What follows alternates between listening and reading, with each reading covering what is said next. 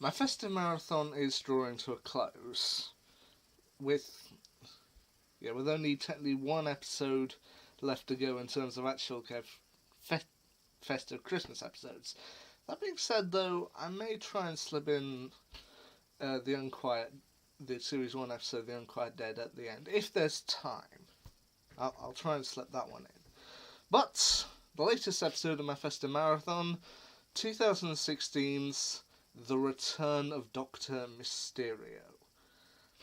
Looking at this episode as a whole, I say out of all of Peter Capaldi's Christmas episodes, this one is probably the weakest. However, it's my personal favourite of his Christmas episodes. I know I said The Husbands of River Song is the best, and I will admit that's true, but my personal favourite is The Return of Doctor Mysterio.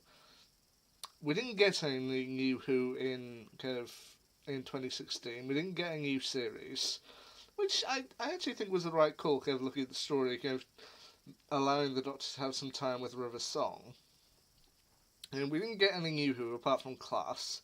So yeah, it was something big to look forward to. Finally, a new Doctor Who episode for Christmas Day in 2016, and this to me did not disappoint. It's kind of a parody of old classic comic books, the golden or silver age of comic books, especially from DC, such as old classics like from Superman and Batman.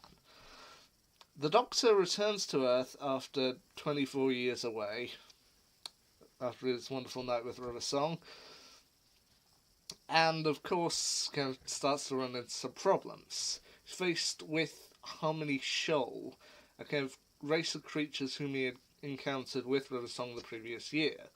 I do think that Harmony Shoal aren't necessarily the strongest villains. They're essentially brains that want to place themselves inside the body of every single world leader and essentially take over the planet. They're not the strongest creatures, but they definitely are sinister. And the Doctor needs help from his friends Nardole and a mysterious superhero vigilante type person called the Ghost, who is kind of like Superman if he had Batman's wardrobe or Batman's tailor. Yes, it has to deal with the Ghost, Harmony Shoal, also a mysterious Lois Lane type figure, called Lucy Fletcher, played by Charity Wakefield, and and the Ghost and his alter ego Grant are played by Justin Chatwin, who some people may remember from the 2009 movie, I think it was, Dragon Ball Evolution, which, if I remember rightly, I didn't see it, but I've never seen Dragon Ball, but from what I gathered, it was rather panned. But yeah, I mean, to me, this episode is just a ton of fun. I mean, it is reminiscent of those old style comic books, the golden age or silver age of superheroes and of those particular comics. And I do feel it captures that right from the get-go. It's got some crazy situations. You can look at you can look at Lucy and go, how could she not know that it's Grant underneath that costume, which is reminiscent of Superman's and Clark Kent's relationship with Lois Lane. That how can she not know? Which they even reference that towards the beginning of, look, it takes a moment to see it, but Clark Kent and Superman are the same person. Are you serious? Yeah, look, I drew glasses on him.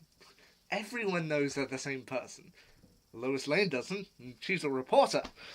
I mean, it pokes fun at those era of comics, but then it stays true to them quite well. And I do like the relationship that Grant / the Ghost goes through with Lucy. That she's going up to have a date / interview with the Ghost, and then partway through the interview, she's just like, Grant, he's perfect. He's always there for me, and yet I didn't know he was dating. Why do I care? I do think their relationship is quite good in this episode. So yeah, I admit the Return of Doctor Mysterio is not the strongest Christmas special. I mean, Christmas is in there, but it's only really a minor thing. It's only really towards the beginning that it's kind of a plot point. But yeah, as I said, it's not the strongest episode, but it's my personal favourite of Peter Capaldi's Christmas episode, just for kind of how mad and comic booky it is. And I do actually feel it's a good episode.